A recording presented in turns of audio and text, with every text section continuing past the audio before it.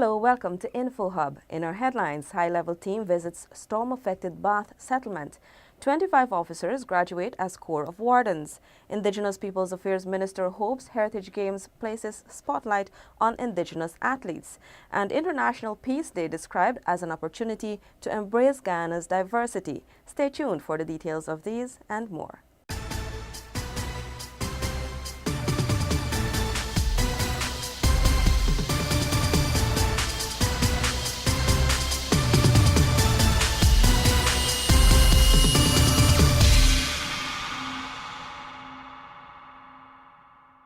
And now for the details. A high-level team earlier this morning visited storm-affected Bath settlement, Berbice, to assess the situation in an effort to assist those who were affected by high winds passing through the area. Zanil Williams tells us more. The acting head of state, Prime Minister Moses Nagamutu, led a team of officials from the Civil Defense Commission and regional officials of Region 5 today at Bath settlement to have a first-hand look at houses that were affected by recent high winds. Guyana lies outside the normal hurricane zone. However, over the past years, the effects of climate change have been visible.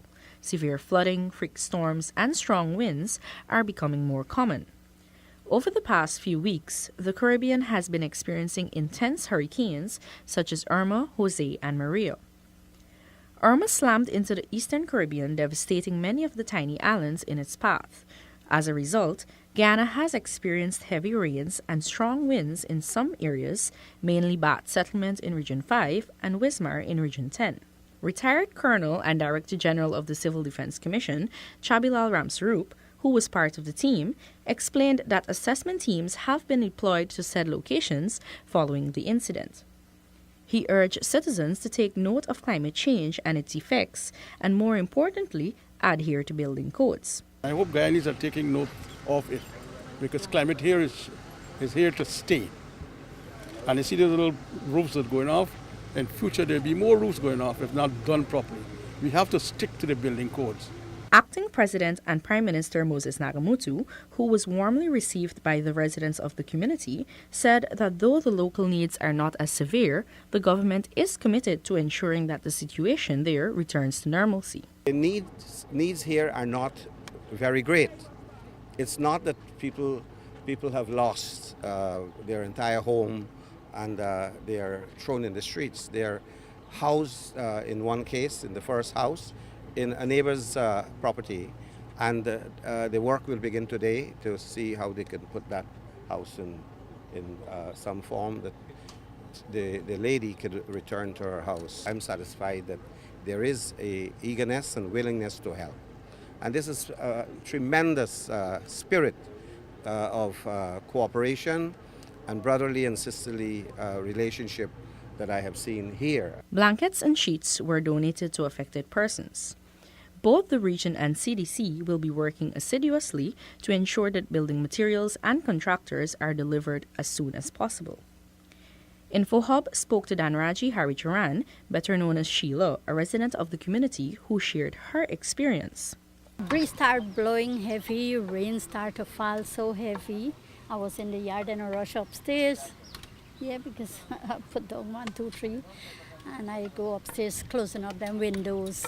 Now I get so scared in the house, I decide to run out. But the forest I could reach is on the veranda.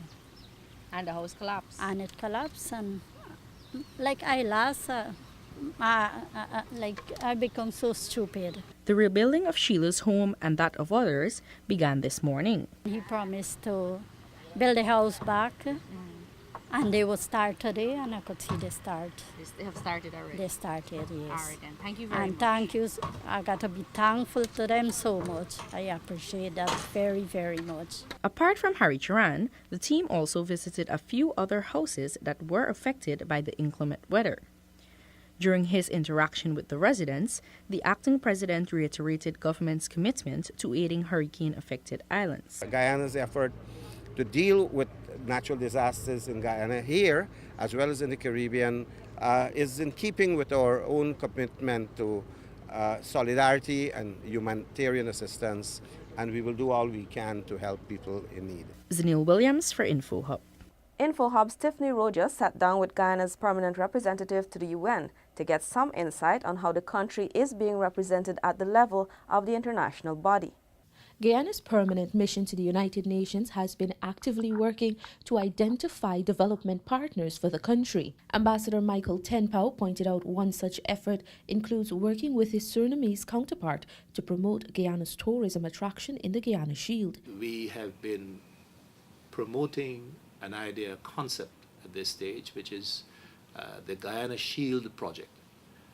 And this is the idea of offering potential tourists not only sites in Guyana, but the Guyana Shield as a tourism product. We have started talks between Suriname and Guyana. Ambassador Tenpau noted that the World Tourism Organization has committed to helping Guyana carry out a needs assessment with the aim of developing a national tourism development strategy. Additionally, Guyana's mission, which is located in New York, is working with the United Nations Office for Project Services, UNOPS, to ensure Guyana can successfully implement projects. I had the first meeting here a few weeks ago with the head of the partnership unit. And 2 days ago, His Excellency met with the head of the executive director of UNOPS, who is based, I believe, in Denmark or in Scandinavia. And we talked of ways in which UNOPS can assist Guyana in we will have to identify, but in shaping and framing those needs in a way that they become projects. And what is interesting about UNOPS is that they not only provide some limited amount of grant money to get the project started, but they have experience in creating partnerships, in matching your needs with potential partners. From the Guyana mission here in New York for InfoHub, Tiffany Rojas. On Thursday, the Ministry of Natural Resources Corps of Wardens certified its first batch of officers. Here is Paul McAdam with the details. The 5-week training program was a direct request from President David Granger. Several ministries and agencies collaborated to make it a success. Minister of Natural Resources Raphael Trotman said that the wardens' responsibilities span from intercepting illicit trade in wild animals to assisting in the rescue and recovery of trafficking persons victims. Good governance of the natural resources sector requires the support of a robust compliance and enforcement arm, empowered with law enforcement authority to operate throughout the natural resources sector. The Corps of Wardens is presented here as the needed compliance and enforcement arm. The preeminent concerns of this unit are the protection, preservation, and conservation of the nation's natural resources, while upholding and ensuring that others do likewise. Acting Police Commissioner David Ramnarine reminded the wardens to always execute their duties in a professional manner. Not only are you equipped, not only are you empowered, but I urge you not to become powerful. You are empowered. You are equipped with skills and knowledge. Do not make the mistake of believing, acting, and thinking that you are powerful, particularly with the oath you would have taken to serve without favor or affection. The wardens are the first batch to benefit from such training. Another batch of wardens will commence training next year. Paul McAdam for InfoHub. The Ministry of Social Cohesion held a Peace Day walk and concert. It was explained that the event was an opportunity to embrace Guyana's diversity. Zanil Williams has that story. Under the theme Together for Peace, Respect, Safety and Dignity for All, the walk commenced from Parade Ground and concluded at the National Museum. Participants included the Guyana Karate School and Glaston Twirling Dancerettes Company, amongst others.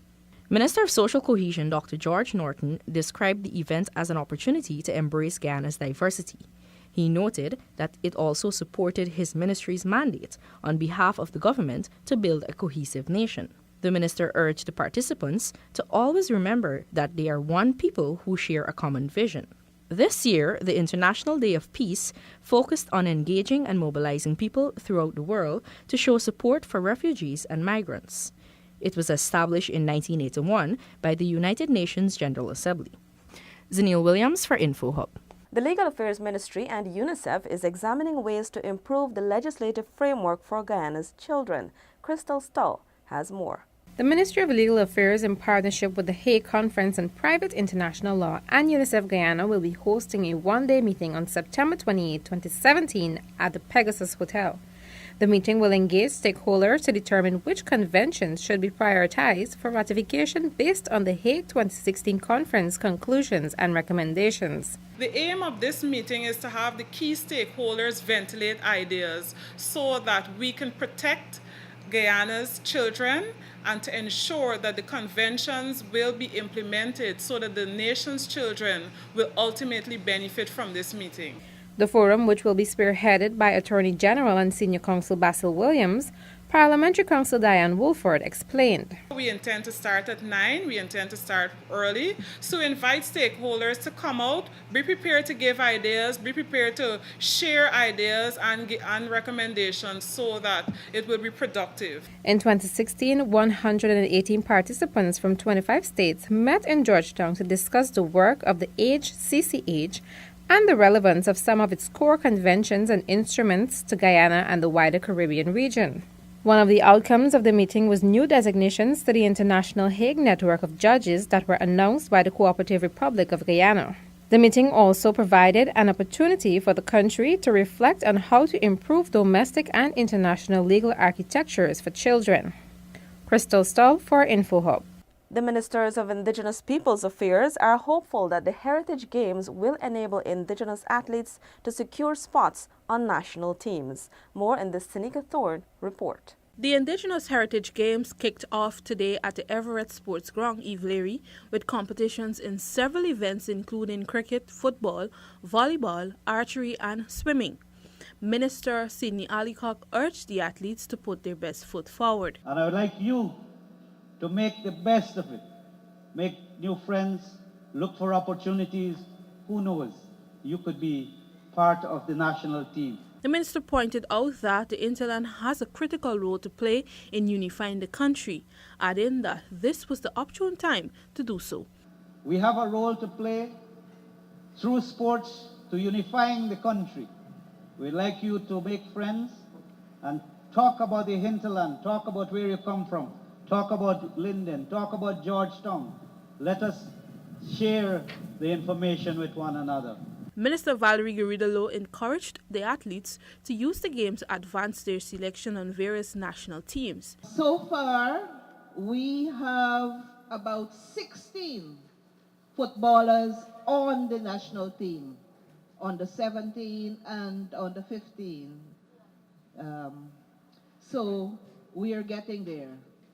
We're getting there. We will be in the national team, and the national team will soon reflect a truly national team with our Indigenous people right there in the front line. Both ministers gave their assurance that the ministry will continue to support hinterland sports. Seneca Thorne for InfoHub. Close to 300 Berbice youths are set to benefit from a tech and vocational training.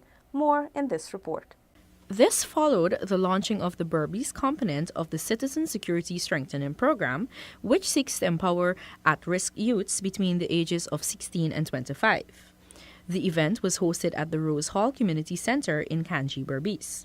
Minister of Public Security Kemraj Ramchatan told the attendees that government recognizes the importance of skills and job readiness training in creating economic opportunities for youths and lessening their vulnerability to the allure of crime. And that is what this IDB program was asked for, to ensure that we can now put the books on the shelves, the reports on the shelves, and actually implement that which we know will work.